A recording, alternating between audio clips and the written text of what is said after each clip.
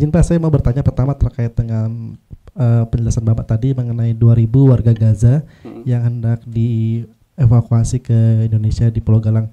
Ini kan angka yang baru Pak ya. Ini apa sih Pak alasannya kenapa 2.000 dan kapan nih Pak waktu proses evakuasinya ke Indonesia dan bagaimana mengenai keamanannya nih Pak itu. Dan yang kedua Pak, isu lain Pak terkait dengan isu reshuffle yang sempat disinggung dalam sidang kabinet kemarin. Ini apakah meskipun Pak Prabowo menegaskan tidak ada reshuffle, namun apakah tidak ada potensi bagi pemerintah untuk mengajak PDIP bergabung pasca Pak Prabowo memberikan amnesti ke Pak Hasto? Dan dalam sitkap kemarin Pak Prabowo sempat menyinggung juga ada orang yang tidak berkeringat tapi ingin masuk ke kabinet. Ini mungkin siapa nih Pak? Atau dapat dari mana? Ada informasi Pak. Mungkin bisa disampaikan Pak. Jadi ada pengembangan dari reshuffle sama yang tadi Pulau Galang. Makasih. Ya, untuk bantuan pengobatan ini adalah sebuah kegiatan kemanusiaan. Kan ditempatkannya di Pulau Galang.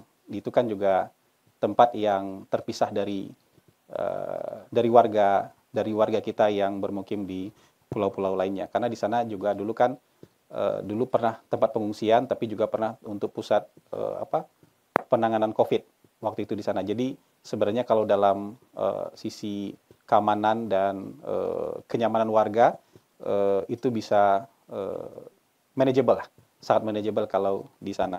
Dan ini memang bukan evakuasi ya, ini untuk pengobatan. Jadi nanti setelah sembuh, setelah selesai pengobatan, mereka tentu akan kembali lagi ke Gaza. Jadi bukan memindahkan warga, tapi kita semacam operasi kemanusiaan untuk membantu sebanyak yang kita bisa. Jadi sejauh ini pemerintah menargetkan bisa membantu pengobatan untuk 2.000 warga Gaza. Itu penjelasan dari pertanyaan yang pertama. Yang pertanyaan kedua ini, pertanyaannya sangat sering ya. Jadi ada momen politik sedikit, ada pertanyaan soal ini. Untuk yang tadi saya nggak bisa konfirmasi itu, ya. Silakan tanyakan kepada yang menyatakan. Tapi teman-teman, Presiden kemarin memang menyatakan hal ini, ya. Yang disampaikan Presiden adalah hari ini beliau merasakan kabinet sangat solid, ya, kabinet sangat kompak, dan beliau sebagai kapten kesebelasan mengucapkan terima kasih banyak atas soliditas, kerja keras, dan kekompakan seluruh anggota kabinet. Jadi kita, ya, saya, teman-teman, hari ini ngambil kalimat Presiden yang itu saja, ya, kalimat Presiden yang itu saja. Tetap dalam kerangka bahwa reshuffle adalah hak prerogatif Presiden. Presiden bisa lakukan, yaitu tergantung kepada Presiden. Tapi yang beliau sampaikan kemarin, baik dalam rapat terbuka maupun dalam rapat tertutup adalah beliau mengucapkan terima kasih kepada seluruh anggota kabinet yang dirasa bekerja sangat keras, sudah bekerja dengan sepenuh hati dalam tim yang solid, saling bekerja sama antar kementerian, jadi tidak satu kementerian bekerja sendiri-sendiri, tapi ada kerjasama yang baik antar kementerian dan lembaga, serta beliau merasakan sebagai ketua kapten kesebelasan, beliau merasakan kesebelasan ini sangat kompak. Nah, jadi kira-kira seperti itu. Itu Presiden juga mengatakan orang-orang di luar bisa saja berspekulasi ada reshuffle, tapi hari ini Presiden merasa kabinet ini sudah sangat solid dan bekerja sangat kompak. Kira-kira begitu ya teman-teman. Nah, kalimat yang tadi itu silakan konfirmasi kepada narasumbernya. Saya tidak bisa mengkonfirmasi kata-kata yang tadi. Pertanyaan saya lebih ke sektor ekonomi Pak. Kemarin itu BPS baru meluncurkan data terakhir pertumbuhan ekonomi tumbuh 5,12%.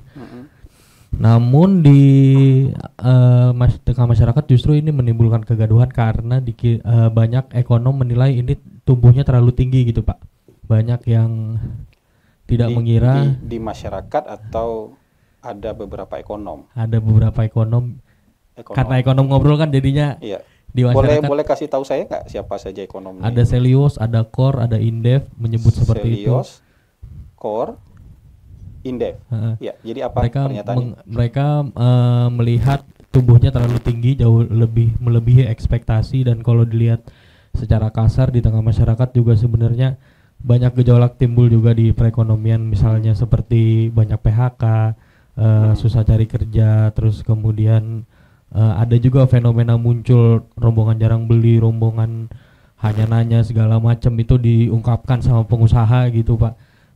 Mungkin dari pemerintah melihat ini seperti apa gitu, dan mungkin kemarin di sidang kabinet hal ini Pak, mungkin sempat disoroti presiden gak sih, pertumbuhan ekonomi tapi banyak keresahan gitu loh. Mungkin itu aja pertanyaan saya. Ya, kalau keresahan mungkin framing ya, kalau soal keresahan ya. Kita tahu juga, saya juga membaca ada beberapa ekonom yang mungkin tidak terlalu positif melihat pertumbuhan ekonomi Indonesia yang positif. Jadi pertumbuhan ekonomi kita positif, tapi ada yang melihatnya dengan cara yang tidak positif. Sebelum saya sampaikan yang lebih teknis, ini teman-teman, pemerintah itu jujur-jujur aja loh mengeluarkan data. Kalau turun dibilang turun, kalau naik dibilang naik. Kuartal 4 2024, itu kan Presiden Prabowo sudah menjabat. Ya kan? Presiden Prabowo dilantik Oktober 2024, berarti kuartal 4-nya itu sudah di bawah pemerintahan Presiden Prabowo dengan BPS di bawah Presiden Prabowo. Itu pertumbuhan ekonomi kita 5,02. Dikeluarkan apa adanya, kuartal 4. Kuartal 1 2025, teman-teman masih ingat nggak datanya? Yang dikeluarkan 4,87. Turun kan? Penurunan itu dikeluarkan oleh pemerintahan yang sama, oleh BPS di bawah pemerintahan yang sama. Turun, kita bilang turun. Kuartal kedua naik 5,12, dikeluarkan oleh pemerintahan yang sama, oleh BPS di bawah pemerintahan yang sama. Jadi kalau turun kita bilang turun, kalau kita naik dibilang naik. Tapi memang ada sebagian kalangan yang kalau turun dia percaya, kalau naik dia tidak percaya. Padahal dikeluarkan oleh pemerintahan yang sama, dikeluarkan oleh BPS di bawah pemerintahan yang sama. Banyak orang yang sekarang terpaku sama konsumsi, government spending, tapi nggak mau terima data investasi. Data yang dikeluarkan oleh Menteri Investasi, kemarin juga Menteri Investasi juga sampaikan lagi dalam rapat kabinet, realisasi investasi, ini bukan komitmen ya, tapi investasi yang sudah terrealisasi, artinya mereka sudah spending di sini. Itu nilainya 942,9 triliun. Hampir 50% dari target investasi tahun ini yang sebesar 1.900 triliun.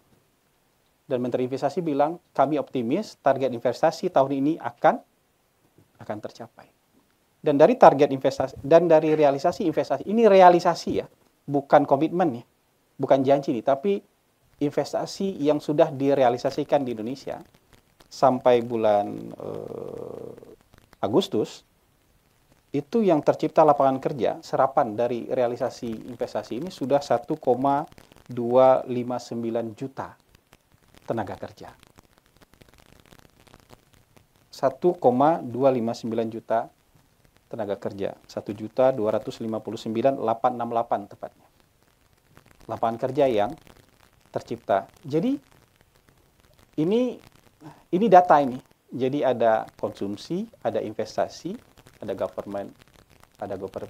Di sektor lapangan usaha misalnya, sektor industri manufaktur kita tumbuh 5,6%. Ya, investasi yang tadi ini tumbuh 6,99%. Ini dua angka ini digabung jadi faktor penambah pertumbuhan kita menjadi 5,12. Jadi kira-kira seperti itu. Penjelasannya kira-kira seperti itu. Dan payungnya yang perlu dipahami bahwa pemerintah kita, BPS kita kalau turun bilang turun. Karena kuartal 1 kan yang diumumkan 4,87. Kalau naik kita bilang naik. Jangan kemudian kalau turun dipercaya, kalau naik kemudian menjadi tidak percaya. Kita kan nggak memperlakukan ini seperti ramalan zodiak kan. Kalau sesuai kita percaya, kalau nggak sesuai kemudian kita nggak. Karena dikeluarkan oleh lembaga yang sama, dikeluarkan di bawah pemerintahan yang sama. Kira-kira gitu. Jadi kalau fenomena-fenomena parsial tadi yang disampaikan, apa istilahnya tadi? Rojali, rohana, kita mungkin masih melihatnya dalam ekonomi konvensional. Sementara sekarang ekonomi itu berkembang sekali kan? Model dan cara jual beli juga berkembang. Sektor logistik kita tumbuh loh. Coba lihat datanya. Dalam laporan BPS, sektor logistik kita tumbuh, artinya kalau sektor logistik dan pengiriman barang tumbuh kan yang dikirim itu barang. Kalau yang dikirim barang atau yang dikirim atau ada pergerakan orang, itu kan artinya ada jual beli. Dan mungkin jual belinya tidak lagi di toko-toko konvensional, tapi mungkin sudah lewat marketplace, lewat platform yang lain. Ya karena sektor logistik kita tumbuh cukup tinggi. Jadi ini yang bisa saya jelaskan kepada teman-teman. Jadi kita harus open-minded nih. Dengan cara berpikirnya lebih terbuka, jadi nggak terpaku kemudian dengan cara berpikir yang old school dan konvensional kira-kira.